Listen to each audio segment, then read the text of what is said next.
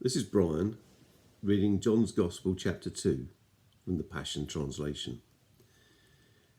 Now on the third day there was a wedding feast in the Galilean village of Cana, and the mother of Jesus was there. Jesus and his disciples were all invited to the banquet, but with so many guests in attendance, they ran out of wine. And when Mary realized it, she came to him and asked, "They have no wine. Can't you do something about it?" Jesus replied, "My dear one, don't you understand that if I do this, it won't change anything for you, but it will change everything for me? My hour of unveiling my power has not yet come." Mary then went to the servers and told them, "Whatever Jesus tells you, make sure that you do it." Now there were 6 stone water pots standing nearby.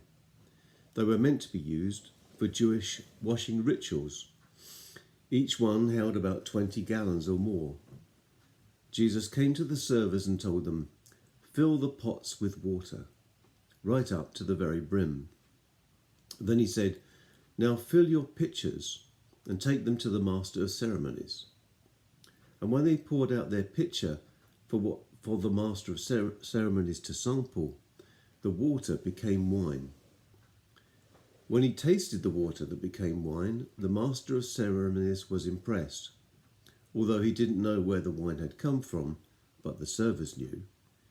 He called the bridegroom over and said to him, "Every host serves his best wine first, until everyone has had a cup or two.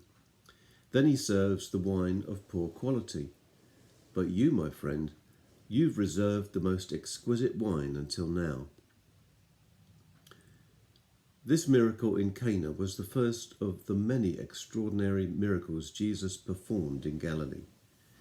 This was a sign revealing his glory, and his disciples believed in him. After this, Jesus, his mother and brothers and his disciples went to Capernaum and stayed there for a few days. But the time was close for the Jewish Passover to begin, so Jesus walked to Jerusalem.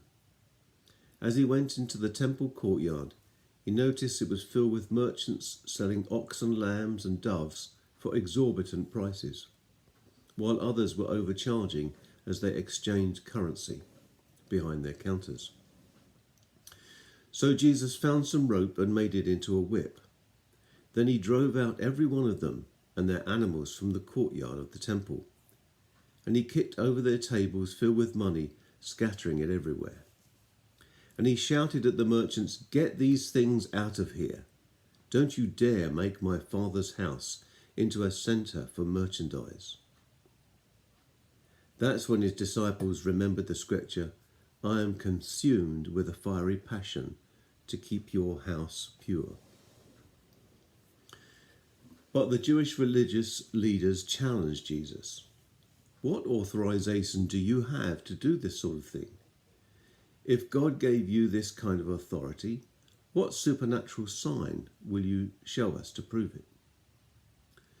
Jesus answered, "After you've destroyed this temple, I will raise it up again in 3 days." Then the Jewish leaders sneered, "This temple took 46 years to build, and you mean to tell us that you will raise it up in 3 days? But they didn't understand that Jesus was speaking of the temple of his body. But the disciples remembered his prophecy after Jesus rose from the dead and believed both the scripture and what Jesus had said. While Jesus was at the Passover feast, the number of his followers began to grow, and many gave their allegiance to him because of all the miraculous signs they had seen him doing. But Jesus did not yet entrust himself to them because he knew how fickle human hearts can be. He didn't need to tell anyone about human nature, for he fully understood what man was capable of doing.